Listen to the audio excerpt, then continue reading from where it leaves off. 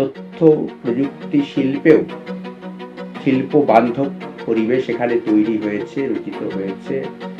কাটমারি নেই, ভয় নেই। যেভাবে মানুষের পাশে থাকা উচিত, যেভাবে কর্মসংস্থানের উপায় করে দেওয়া উচিত, সেভাবে কাজ কিন্তু করেন। এই শিল্পের দুয়ার তাদের দুটি পাখা মেলে উড্ডীন হবে, এটি আমাদের প্রথম কাজ।